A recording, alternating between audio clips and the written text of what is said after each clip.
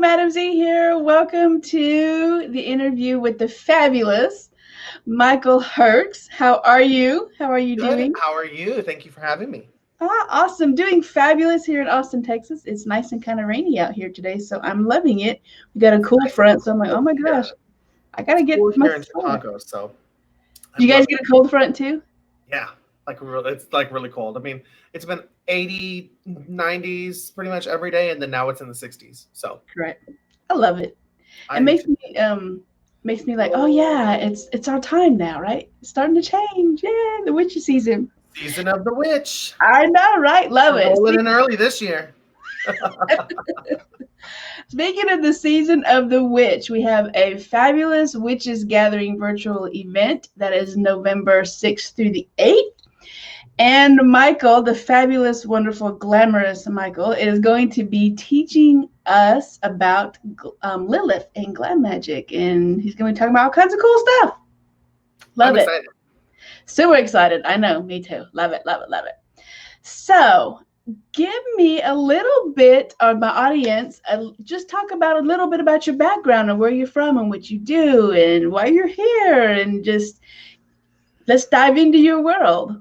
Fabulous. So, my name is Michael Herkes. I am the Glam Witch in the magical community. I have been a practitioner of witchcraft for 2 decades now. So, way back once upon a time, I was a preteen, got really, really fascinated with witchcraft through the glamorization in Hollywood during the late 90s, and really kind of found my home to it because I was always really fascinated by the moon, snakes, femininity. So, of course, the goddess called to me when we kind of look and see what those symbols and everything mean. And in these 2 decades of time, I've really kind of cultivated a path that is unique and devoted entirely to Lilith. I wrote an entire book about it that came out last year called The Glam Witch, right So here. excited. So That's excited. me. And glam also for, of course, the physical aesthetic of it all, but also as an acronym for the Great Lilithian Arcane Mysteries, which is what I specifically have kind of labeled my practice as. And aside from that, just my areas of expertise and focus would kind of fall into tarot reading, crystal, glamour, moon, and sex magic. Love it. I must confess, Mhm. I always follow you. So I'm a big fan of yours. And I'm always like, okay, let's see what Michael's doing today. Because I'm active. oh I like to get out and do stuff. Oh my gosh. I'm like you in the bathtub with the rose petals. I was like, holy shit. What I do. I know, it's amazing. And speaking of Lilith, Lilith, just talk a little bit about Lilith. I hate to talk about it when you're Yeah. speaking about it. So let's talk a little bit about Lilith. Sure. So I think a lot of people have kind of heard of her as the kind of feminist icon that is known of today, and it's also the very demonized, you know, wife of Satan and mother of monsters and creatures and demons and vampires, all that good stuff. I say good stuff because if you're Yeah, watching this and you're a part we of like it, you like it. You're into this the supernatural. But she's gotten a really bad rap for a very, very, very, very long time. So her history is, at least as far back as we know, the breadcrumbs that have been left behind of her go back 5,000 years from today. And in that time, she's worn a lot of many hats, a lot of it. many witch hats, done a lot of jobs. Girl has a really, really long resume.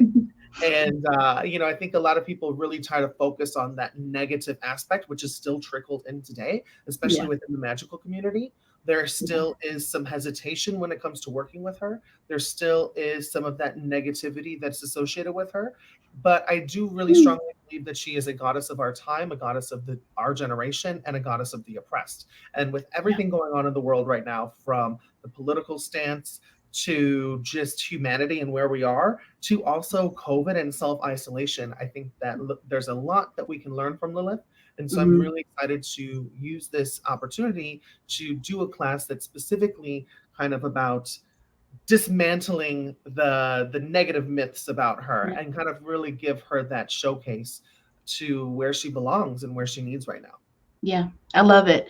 And shed really some light on the dark shadows of Lilith, because a lot of us are, especially the newbie witches, and they've always been taught that, oh, Lilith is from demons and they'll eat your baby and blah, blah, blah, blah, blah. And I'm Well, to like, be honest, when I first started catching the call of her, I mean, I found her a long time ago in a comic book and really fell in love with her character. And then as I got into witchcraft and Wicca, I'd see her name here and there.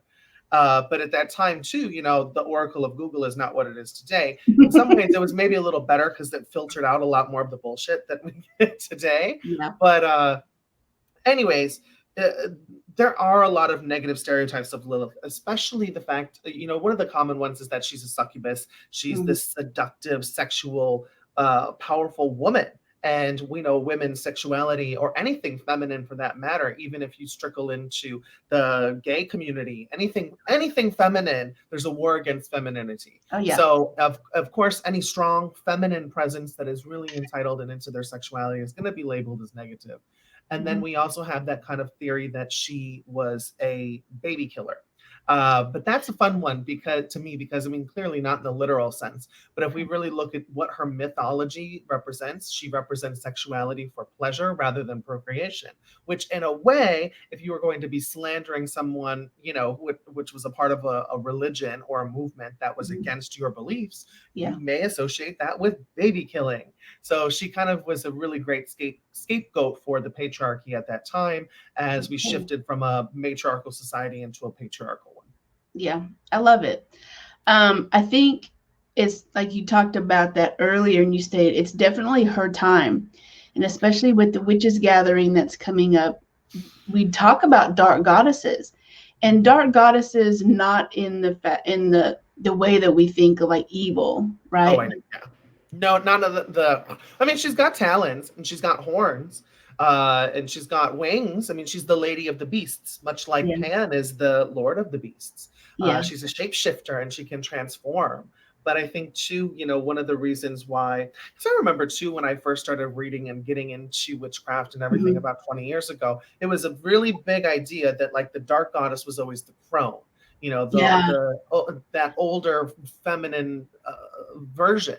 And Lilith isn't necessarily that. I mean, she wears all of the different hats. I mean, she really is that symbol of the triple goddess. She's got a maiden aspect, a mother, and a crone aspect. And when we think about kind of the dark goddess energy, for me, it's really a goddess that lives in the taboos of society, the things that people want to shift away and push away, that they don't want to like talk about, the things that they really want to ignore. And the dark goddesses are there to turn it up. They're like, I can't even think of what that tool is called, but it does that with like gardening. That tiller. Yeah, it just tills it all up and tears it up, and it's just like, let me expose it for what it is. Let me put it out there. And that's definitely Lilith. She will expose inequality. She will expose sexuality. And I mean, come on, that's 99% of the internet today. Correct. Exactly.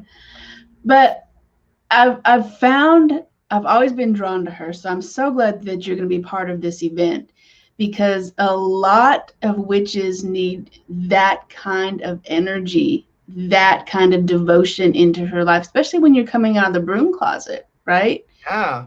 Yes. And we talked about that a little bit before. And I mean, Lilith, I will say this, she knows when to take shelter. She knows when to hide.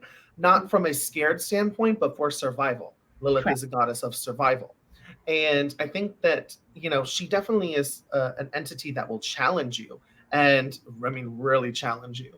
And I think that's another reason why dark goddesses get that nasty, dark reputation, kind of like, ooh, that's the scary one. That's not the love and light. But I mean, love and light will blind you from the lessons that you really, really need to know. The dark goddesses challenge you. They push you. They elevate you. And they get you to a level where you're supposed to be at. And what I've also found in working with them too is sometimes they'll challenge you as a test just so that you can maybe even call them out on their BS as well. And that's something I've had to work with Lilith on too, where it's kind of like, wait a minute, what? Yeah, she's great to work with. I know that with working with dark goddesses, a lot of people caution to work with dark goddesses because they're really powerful. They're not all light and love, and I teach that to my clients and my students, that it's about balance. You can't live in the light all the time because it'll burn you out, right? And it'll fry you. Just like, everybody's like, oh, the sun goddess. And I'm like, you do know that the sun will burn the shit out of you. Exactly. And what's so funny too, I mean, even in my other book that came out, The Complete Book of Moon Spells, I talk about the importance of the moon and night. And if we look at that, like the moon we can look at, the sun we can't, it'll blind us. Right. The moon reflects light and helps guide us through the shadows. And because we as witches know that the moon is such an important part of our practice, most of us, not everyone's moony, and that's all good. Whatever works for you works for me. Yeah. But Lilith, of course, is a goddess of the moon as well. I think it's Dorian Valiente wrote in her book, ABC of Witchcraft, that Lilith is the dark glamour of the moon, which is kind of one of the reasons why I was like, oh, I see that connection between Lilith and glamour, especially also with her being connected to sexuality and seduction and temptation and luring and going back into the garden being like Eve. God, yeah, exactly. Let me show you. Let me give you the secrets. Eat this fruit. So she's a goddess of wisdom, a goddess of knowledge, a goddess of temptation, sexuality, allure, and a goddess of the shadows. Right. Because knowledge is power. Yes. So if you go back to the story of Lilith was the one who gave the apple or whatever, if you want to talk about that, then she gave man knowledge, and you're like, oh, I have thoughts now, I have independent thoughts now, right? Yes, so she's a goddess of independence as well.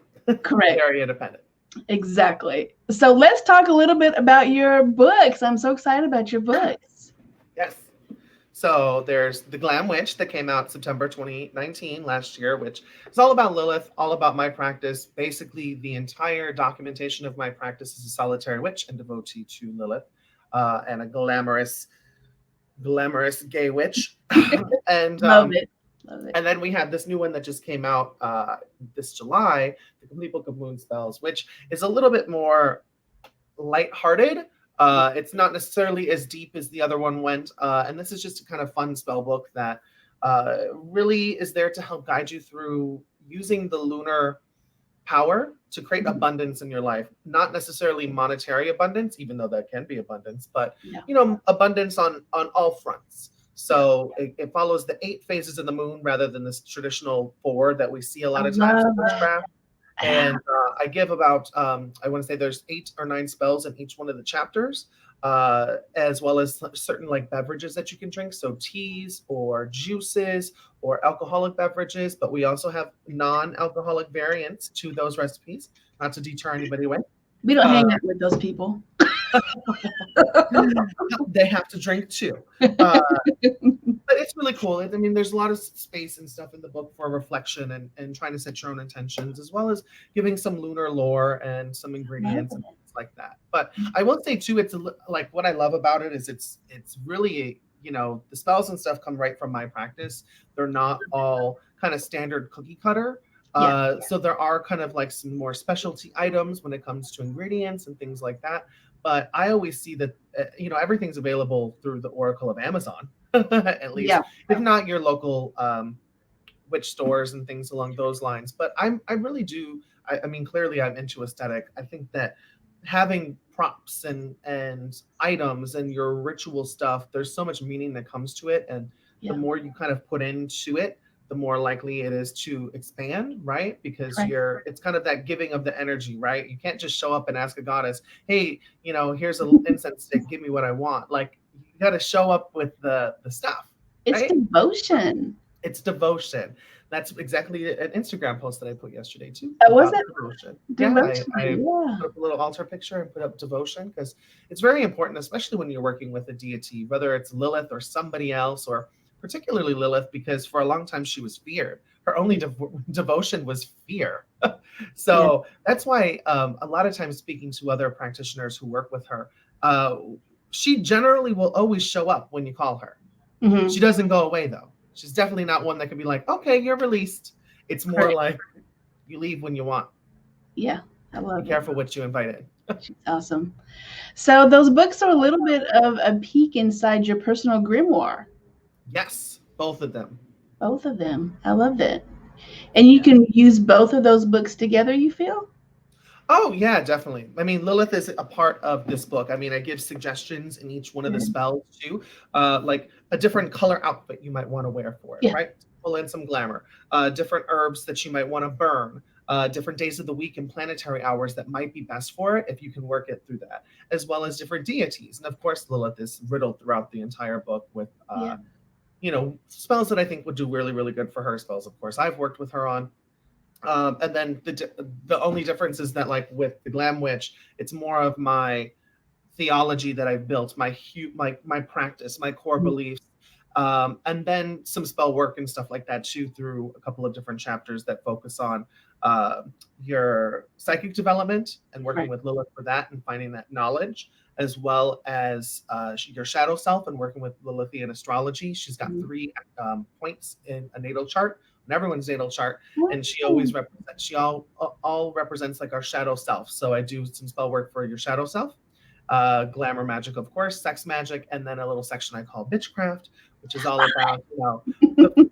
I also call it magical fight or flight. Like when you're caught up with an adversary, are you going to fight them or are you going to yeah. move away? You And can, quite yeah. often than not, if we actually like took a step back and looked at really throughout Lilith's mythology, what did she do? Did she really fight? Even though we want to call her for all like you'll see her like labeled everywhere for these like dark, nasty black Mhm. magic types of things. And really, every time she was caught up with an adversary, she just ran away. She's like, it's not worth my energy. I'm freeing Correct. myself from the situation by moving on over here. Correct. So I kind of give some guidance on, you choosing. Lilith has always had the power of choice. So Correct. you choose. Sometimes you've done everything in the real world and you need to pull in that magical essence to help make something happen. And sometimes it's just easier to protect yourself and move away. Exactly. And that's what I tell, I talk about too. Everybody's so, especially the newbie witches, right? No offense about the newbie witches, but the first thing you don't go to is hexing someone. Well, I don't know. I kind of went to that first because I was being bullied, so I kind of needed something quick. But That, yeah, yeah, some people do. But I think you're right. I think majority of people come into witchcraft and they want spells immediately for love or for hmm, money or protection. yeah, Those are usually the ones. yeah. But you can do other stuff besides, and it's situational also for sure. But you can do freezer spells, you can do coffin spells, you can do burying ground, But you have, and it's the power that Lilith tells us. You have a choice in whether this is something you stand strong, or you're just going to protect yourself and say, I'm going to do a spell so you can get a job somewhere else and be fabulous somewhere else, and let the universe send you somewhere else. Exactly.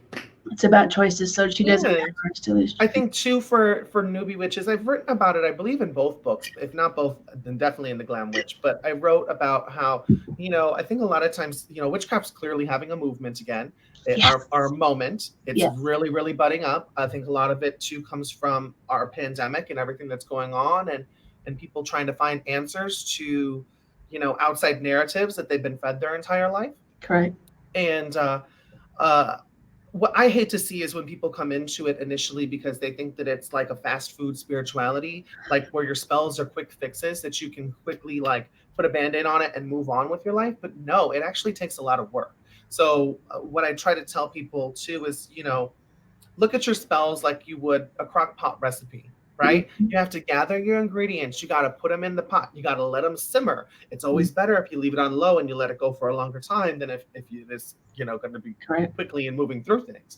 But especially when it comes to your spellcraft and just your entire, even if you're not like a spelly witch and you're more of a ritualistic high magic witch or and you're doing devotional honor and things like that, Correct. look at your craft, whatever it is, like you're boarding a bus. And when you're boarding this bus to witchcraft, just enjoy the scenery that you're going down and enjoy any of the detours that you might have along the Mhm. way, rather than being so focused on a finite like ending and conclusion of where you need to be.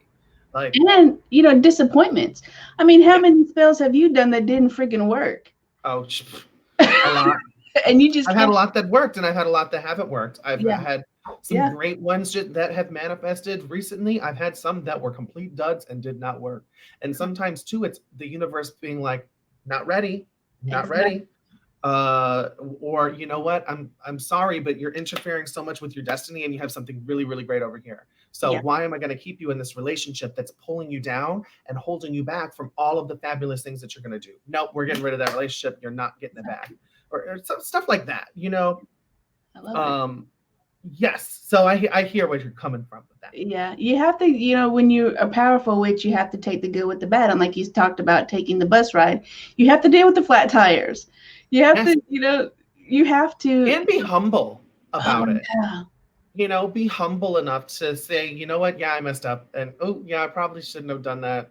Or also, humble enough to know that your way is not the right way for everyone. yeah. That's definitely something that I see a lot online now too, with the gatekeeping and individuals that just really want to get on your back for not doing things specifically the way that they do. And that's so disheartening. Mhm. And I even had someone email me the other day saying that they're completely lost because they see all of this, and then thanked me for being able Oh, to point them in the right directions and stuff. And I'm sad that we don't have I feel like we do, but we've been quiet. So hey, empower all the people that just are yeah. really here to help guide and help be of service to the community, rather than try to make everyone conform to their views. And the cancel culture is huge now. Yeah, And people deal with that. They're do one thing afraid. bad and oops, but we're all human. We all make mistakes, every single one of us, and And how can you it's learn? how you bounce back from it. And it's a learning experience. Not everybody is, as knowledgeable as Michael is.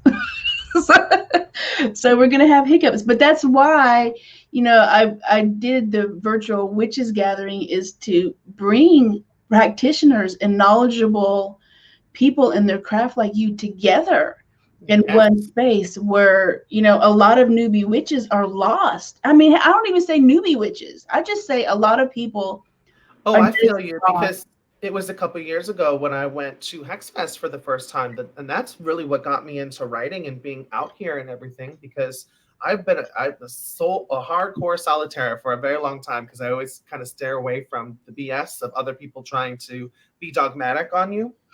And I like my spirituality. I'm doing it for me. I'm not doing it for anybody else. Uh, and so I mean, even having practiced for 10, 15 years, sometimes you get lost. You get into that intermediate rut, which I think sometimes can be even harder than the Yeah, newbie rut. yeah, I mean, looking back at myself, the intermediate rut was awful. That yeah. was pretty bad. Because at least with the newbie, you're still excited. I was in, the old witches, what I call the OGs, need to really shift their energy and go back to how it was when you were new, when you saw Yeah. your first, I call it like you see everything in color now, right? When you're newbie witch. Yes, when the light bulb goes off and you're just like, oh, and it's a Yeah, twinkling light and it's just like, dun, dun, dun, dun, dun, dun, dun. it's amazing. And we get away from that, especially when we've been practicing for a long time. We just get away from that magical spark, excitement that we had Yes. when we were newbie witches. And to add on that too, I think we also become a little bit complacent in our own work and our own practice. And if we look at like witchcraft as a whole, not saying that you're a part of any specific type of a tradition, but if you're just an Mhm. eclectic witch, modern witch that's out here today, we're scavengers. We pick up what works for us and we make it work for us, because we all have a different energy input and output. So whatever works for us, great. But I think we get so stuck on it that we're not able to try something else. And I mean, eating the same thing every single day, all the time, is going to get boring. So it's important to come to these festivals and change up your viewpoints and see things Correct. from a different way. Always take yourself out of your comfort zone Correct. and try to experience something a little bit different. Every time I've done it, I've always learned something that, I mean, even when I've gone into classes where I'm like, I'm not going to like this at all, or it could be like a history, like I'm just really not a history buff and it's a Yeah. historical part. And I catch something that is just like, oh, I never knew about that. Oh, Correct. that leads down another rabbit hole that gets me to this other place of where I'm trying to be. Oh, wow. Like, Yeah. I'm so happy that I went to this class, or I got pulled to it, or something like that. Mhm. So, for anyone watching who's coming to this fabulous, fabulous, fabulous event, put yourself out of your comfort zone. Take the classes that Yeah. might be calling to you, but you've maybe been a little like afraid of, Yeah. Lilith. Lilith is another Go one. over. We'll chat about her. We'll have a good time. We'll hear about how she's a goddess of equality, and is Yeah. really Pretty a cool. champion for us right now. Yeah, because we're bringing hoodoo practitioners, voodoo, root workers, spiritual communication, seances, Yeah. dark goddesses, herbalists. It's a whole witch hive mind that a Yes. lot of practitioners weren't able, especially now it's going on, to travel or to see these people and meet these practitioners that are been practicing for a very long time and very knowledgeable. So Yeah. I'm so excited that I get to introduce you guys to everybody. I know. As much as I hate that there aren't like the live festivals to go to this year and everything, I will say that it has been a really big blessing for us as a community to have so many of these online opportunities where Mhm. we can engage and we can communicate and we can uh, connect more with an audience that we wouldn't normally get because, Correct. when you are in one location, if it's not recorded or it's not put out there, how are you Mhm. going to interact? So I think it's taught all of us how to be a little bit more of tech witches, Yeah, the yeah, that's techno true. pagans and the techno witches Yeah, that were like big in slang terms in the early 2000s. Like I think we're really finally learning the power of the internet yeah, and what good we can do when we come together as a community and correct. connect. Because you in the festival, the Witches Gathering Festival, you're gonna be on front stage, and you're gonna be in front of all these people, like in front of all these people. Then you're gonna have your own room where all these people can come in and hang out and chat with you one on one. You cannot get that at a festival. Hmm. 'Cause you're gonna be in the back of the workshop and you have a limited time, and you're just like, "Hello, I want to ask a question, but I'm afraid to Well, ask a question." I think too, people are a lot less they're a lot more fearless when they're behind their computer screen. Correct. Like if you are in a classroom and you're speaking to somebody, there's a little bit more of that scared public speaking kind of aspect. Where if you're on your screen and you're communicating through like a chat, it's people feel a little bit more comfortable. So it's good. It's a really great thing. It's a great opportunity. So Yeah. So come hang out with Michael. He'll tell you all kinds of cool stuff. Get one-on-one conversations, and you can get down to the rabbit hole, and he'll just talk about all kinds of cool stuff. and I like to joke and make the class fun because Yeah, I don't like a stale, boring situation. So I try to keep it fun and laughter and crack some fun jokes. I love Kind of it. like drunk history. So it's gonna be like drunk Lilith history. I always want to do drunk tarot, drunk witchcraft. We should do a whole series on drunk witchcraft. That would be fun. Oh my gosh. See what happens. It'll be a whole new meaning to chaos magic, It right? really would be. It really would be. So let's talk a little bit about your workshop and what you're going to be teaching us. Yes. So the class's name is Lilithian Witchcraft. It's going to focus heavily on the first book that came out, the Glam Witch. And again, like I had mentioned, dismantle any of the misbeliefs and the miscommunication out there about Lilith, really go into her story, uh, and then kind of see how I've created a path based off of that, as well as some different correspondences and ways that you can better connect with her. Yeah. And some different teachings too. I mean, in the last year that I've been out and I've been doing class after class after class on her, there's some new stuff. There's some new ideas that have come to light, especially with being in COVID. Oh yeah. So I don't want to give too much of it away because Secrets. it'll be a part of the workshop. But even if you've seen me before, I've talked about Lilith. It's going to be kind of a new reworking of what I normally have I done. love it. Such a tease, right? I know. So, and those books are going to be available, right, for people to come in and purchase if they want to in your workshop or your room at the event? They're on Amazon. I didn't know that was an option. You So can we'll have your have own to room so you can sell all kinds of stuff, chat about that. I classes. might have some available. I do still have a couple right now that are available that people could purchase that I can sign for them and stuff. Yes, So, we'll kind of look into that a little bit closer when we get there. that'll be fun. We'll Get some work our signed way. copies of your books. Yes, Awesome. they've been going out like hotcakes. So I know. I'm see. sure they have. So people want to get to know you and they sure want to follow you. So where is the best website, internet, I mean, so my Instagram? website is the best way to get a hold of me because it's going to link to everything Okay. from email to Instagram to Facebook to blog posts to just more about me, other podcast interviews I've done, and that's www.theglamwitch.com. Awesome. Out of social media, my favorite one is Instagram. I'm on there the most. Mhm. And my handle for that is at the dot glam.witch. Or just type in my name and I'm the first thing that comes up. Oh yeah, he's all over the place. He's like parsley. He's just all over the place. I'm glitter. Glitter. Everywhere. It's everywhere. All right. So I have to ask a question though. Okay. What is your favorite person that you have a crush on? Who you crushing on? Oh gosh.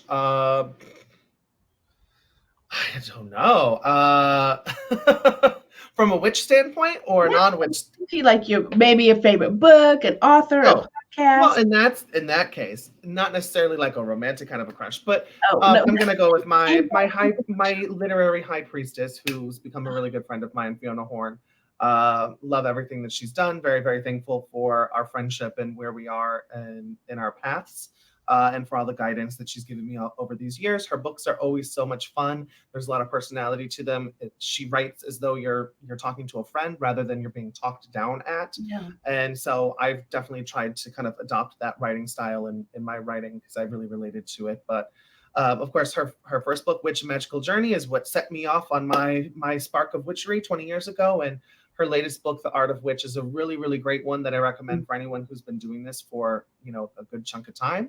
Yeah. It's a really good book for more advanced witches on how to just lead a spiritual life. I love it. And how to be witch all the time. I know, exactly. So come hang out with us. The festival is going to be the Witches Gathering November 6th through the 8th. Come hang out with Michael. He's going to teach us about Lilith. You can come to his own virtual, I call it like a vendor workshop room. I haven't even thought of a magical name for y'all's room yet. Okay. I got to think about it. But, maybe he'll broom closet. They're the broom closet. Yeah. Maybe like that. Personal broom closet. He's going to teach us lots of cool stuff about Lilith, the Dark Goddess, about glam magic. You can hang out with him. You can talk to him, have a personal conversation, and just really get to know, Michael and his path. So we're so excited to have you. November 6th. Thank you. It's going to be exciting. We're going to have a good time. So, all right. I think that's it. We welcome you to the Witches Gathering virtual event November 6th through the 8th. Thank you so much, Michael, for hanging out with us. It's always fabulous. I always get energized when I hang out with you. Good. Thank you for being here. And we'll see you in the Magical Witches Gathering event November 6th through the 8th. Bye, y'all. Darling. Bye.